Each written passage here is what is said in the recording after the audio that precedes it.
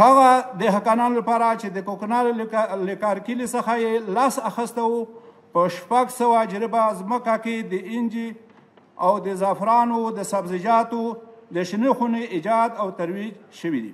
تاکنون 13000 طایفه در کابل و 2000 طایفه در ننگرهار توزیع گردیده است. زموږ محصولات دنیا ته بهرني مارکیټونو ته رسیږي، هغه معیاري وي. غټ کانالونه، متوسط کانالونه او کوچنۍ ولې لرو. له 43,000 ټنو څخه ډېر اصلاح شوی تخمونه چې ډېره برخه یې د غنمو تخمونه دي، په همدې مقدار توره او سپینه کیمیاوي سره په دهاکینو ویشل شوې ده او سږ کال به انشاءالله له دې څخه هم ډېره اندازه د همکار مؤسساتو په مرسته په دهاکینو توزیع شي او د حاکینو باغدارانو ته په زرګونو د کورنۍ بخشو د کرنو او د باغدارۍ په مربوط بستې او وسایل ویشل شوي دي. 1,50,000 څخه ډېرو د حاکینو او مالدارانو ته د کرنې او د مالدارۍ په مربوطاتو کې روزنه ورکول شوې ده. د عصري او د مسلکي د کرنې ترویج په موخه 1,210 د کرنې نمایشي قطعات ایجاد شوي دي. په زرګونو هکتاره ځمکه باندې د همکار مؤسساتو په مرسته باغونه او شنې خونې د حاکینو یا بزګرانو باغدارانو ته احداث شوي دي او 1,17,000 هکتاره ځمکه کې د نباتي آفاتونو د کنټرول وقایه شوې ده.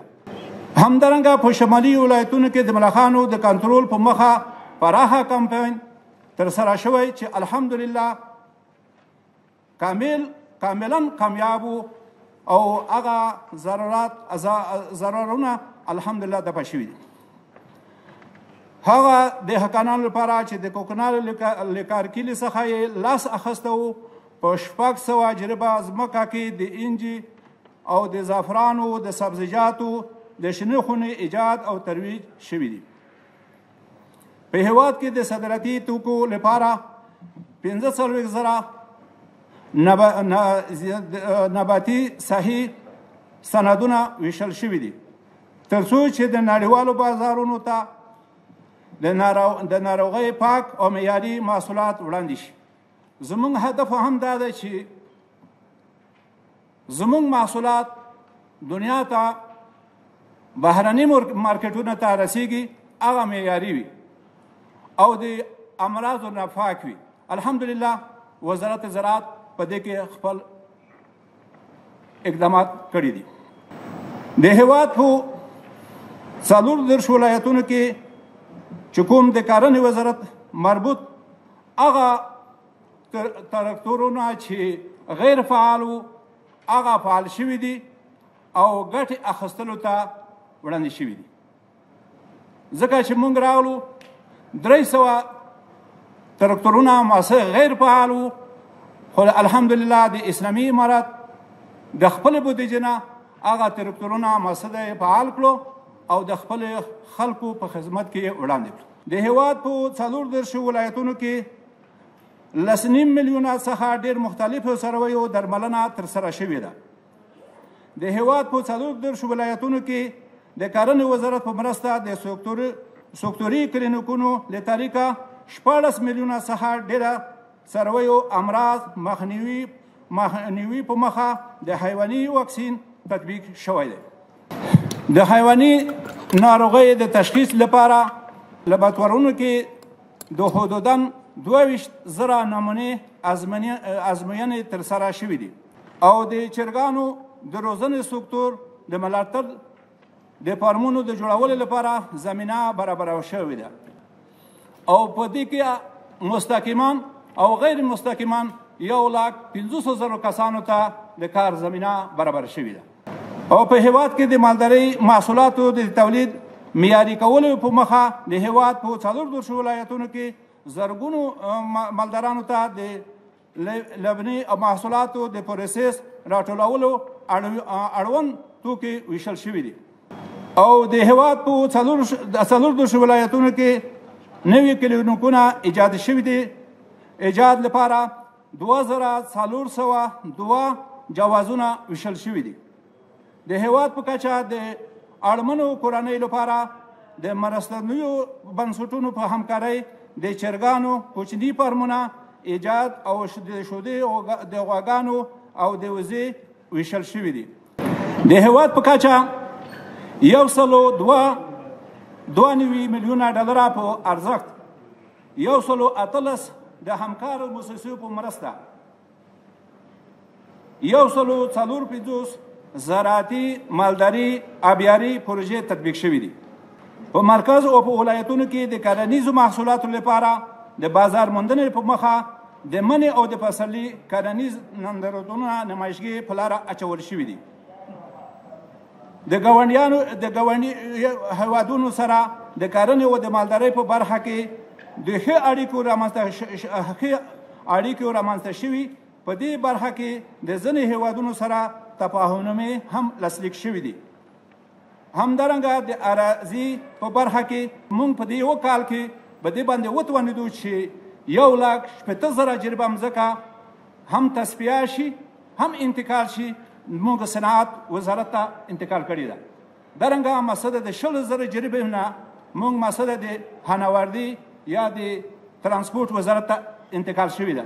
بلکې موږ دا ووایو چې اکثر وزارتو ته موږ مسله مځکې هم تصفیه کړې دي هم تقریبا مسله انتقال کړې دي. الحمدلله دغه توان په خپل وزارت زراعت کې موجود دی. همدارنګه د اراضي په برخه کې د ځمکو د انتقال سروي د قدرتي سرچینو او د اوبو د مدیریت د حاکینو څخه د اضافي غنمو د خریداري او د کرنې وزارت د عوایدو په برخه کې ډېر لاسته راوړنې لرو. هغه پلانونه چې موږ مسله د آینده لپاره لرو هم تاسو غواړم چې د تاسو ته یې وضاحت درکړم. د هیواد په 22 فارمونو کې 550 کرنیز څېړنو تجربې انشاءالله ابد تطبیقیږي. پلان ده چې سږ کال به 58,000 مټریک ټنه اصلاح شوی تخمونه دا به تولیدي او بیا به دهقانانو ته ورکول کیږي. په هیواد کې 2500 نمایشي کرنیزې ترویجي قطعاتو ایجادول دي.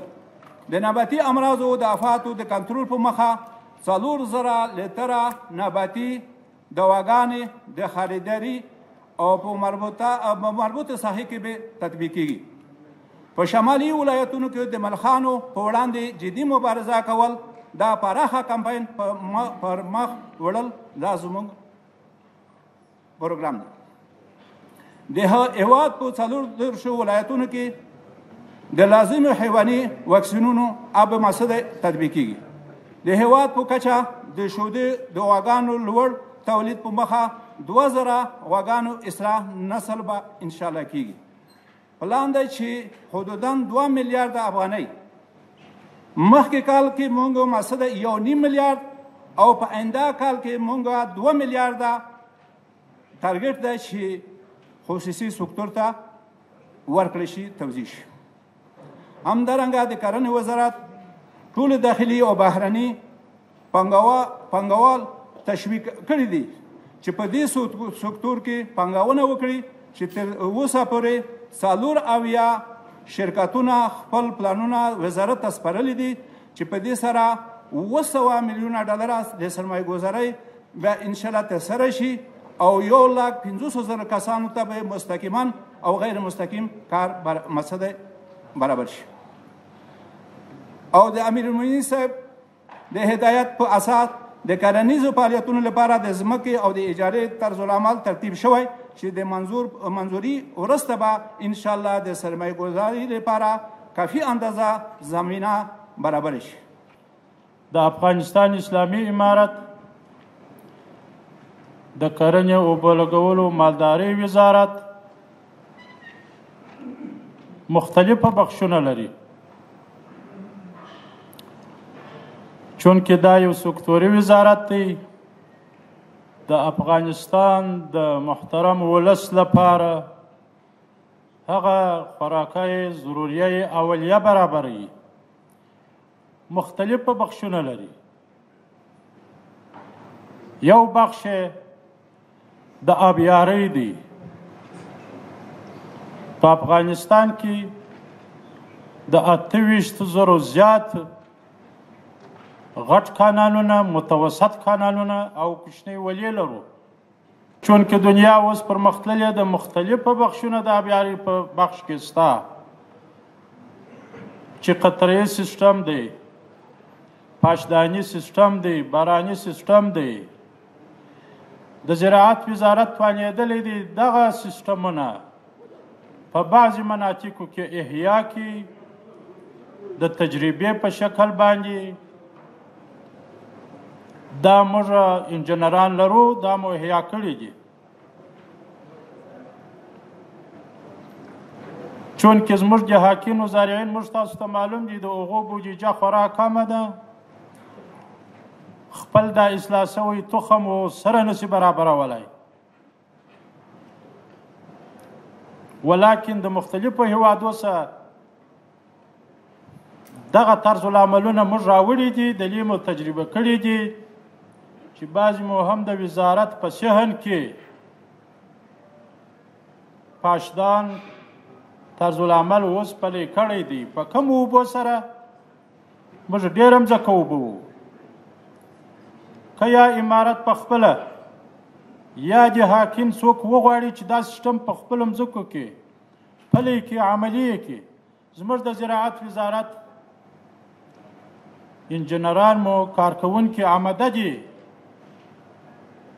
چې دغه طریقه عملي کړي. په لږ اوبو سره به بیا زیاته مځکه خړوبه شي. د هغه رقم بل بخش په آبیاري کې د انجنیرۍ دی، چې هغه په خپل ریاست کې چکډمونه جوړوي، سربندونه جوړوي. د هغه رقم د نو بزګرانو سره په نورو بخشو کې وژه پر وژه باندې کار کوي.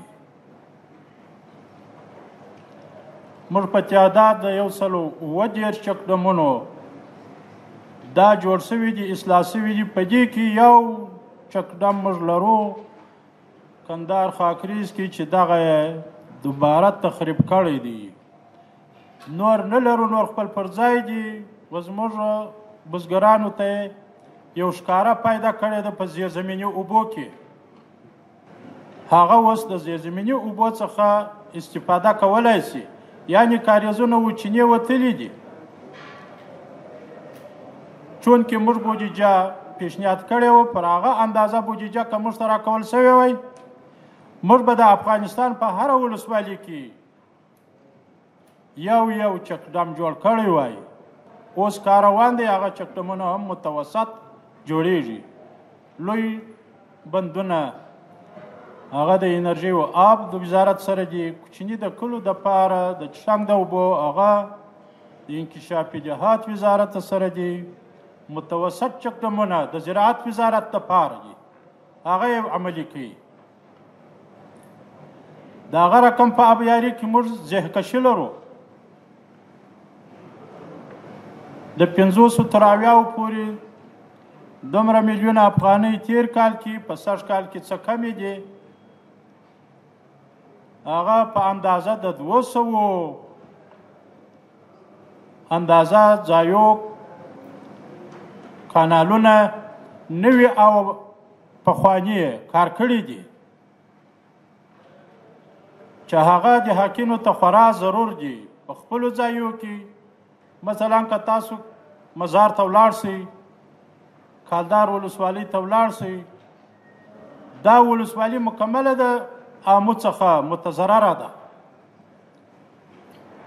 هلته په کیلومترو باندې ضرورت شته چې موږ دغه کار وکړو، دا کانالونه وباسو، څو ځمکې مو اصلاح شي او زراعت ته آماده شي.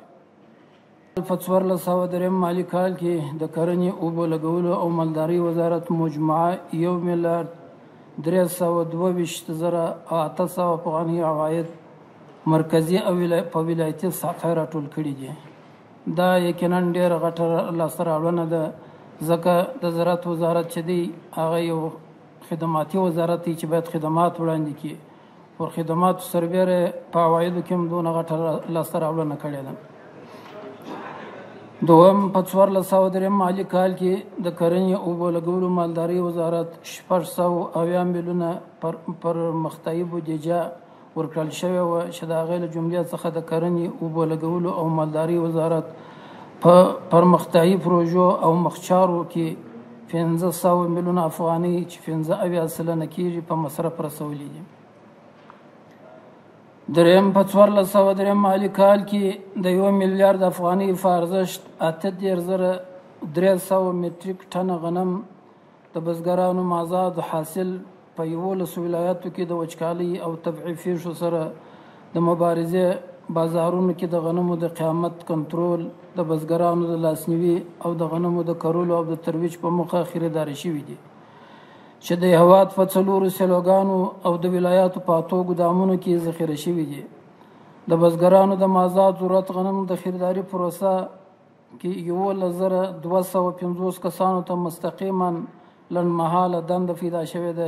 په 1403 مالي کال کې 80 پرمختیایي قراردادونه د 340 میلیونه او 300,000 افغانۍ په ارزښت 4 شرکتونو سره د آزاد داوطلبۍ له طریقه سره شوي دي چې مجموعاً 1 میلیونه او 302,000 افغانۍ په قراردادونو کې صرفه‌جویي شوې ده. په 1403 کال کې د کرنې اوبو لګولو او مالدارۍ وزارت په خالي بستونو کې 601 تخنیکي او مسلکي کارکوونکي په دندو ګمارل شوي دي چې 203 تنه مرکزي او 428 تنه ولایتي کارکوونکي دي. انتقال زمین‌ها به ادارات امارتی با اساس حکم عالی قدر امیر المؤمنین حفظه الله تعالی و رعاه در حدود 131,000 جریب زمین از جانب ریاست عمومی اراضی به ادارات مختلف امارت اسلامی از جمله وزارتها دفاع ملی، اطلاعات و فرهنگ، معدن و پترولیم، ترانسپورت و هوانوردی، صنعت و تجارت، حج و اوقاف، صحت عامه، امور داخله، معارف، شهدا و معلولین، مهاجرین و عودت کنندگان، امور خارجه و سایر نهادهای امارتی انتقال داده شده است که از این جمله 93,000 جریب به وزارت صنعت و تجارت جهت ایجاد پارک‌های صنعتی، 15,300 جریب به وزارت ترانسپورت و هوانوردی برای احداث ترمینال‌ها، ترپارک‌ها و دروازه‌های الکترونی و 10,500 جریب به وزارت مهاجرین برای اعمار شهرک‌های 34 ولایت کشور انتقال یافته است. مدیریت شهرک‌ها اسناد اراضی که از کمیسیون جلوگیری از غصب به وزارت زراعت منتقل می‌گردد پس از ثبت در بانک زمین توسط تیم‌های تکنیکی سروی و اجاره داده می‌شود. شهرک‌های ملاترخیل، منجی، شهرک دختران در ساحه 21 و 22 ناحیه کابل و شهرک داودخان در ساحه کمپانی از جمله پروژه های اند که سروی، سطح و تعرفه گذاری آنها تکمیل گردیده است. در ساحه تپه مرنجان از مجموع 16,000 خانه تا کنون 15,000 خانه سروی و ثبت شده است. در ننگرهار نیز شهرک‌های شمشاد مینه، سیاسنگ و دولتزی به طور کامل سروی و تعرفه توزیع شده است. تاکنون 13,000 تعرفه در کابل و 2,000 تعرفه در ننگرهار توزیع گردیده است.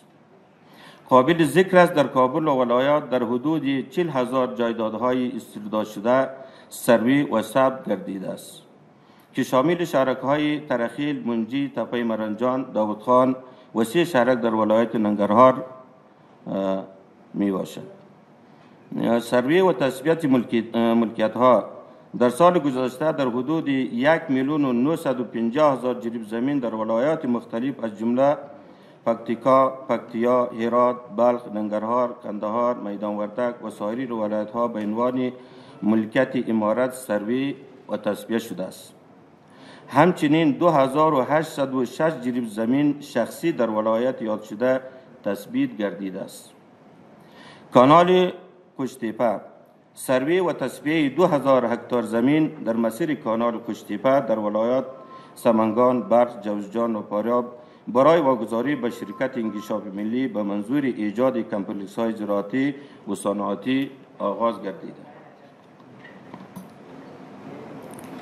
پروژه تاپی در مسیر پایپلاین گاز پروژه تاپی از نقطه صفری مرز ترکمنستان تا 108 کیلومتر به عرض 38 متر سروی کادستری تثبیت حق مالکیت انجام شده و تاکنون 62% آن تکمیل گردیده است.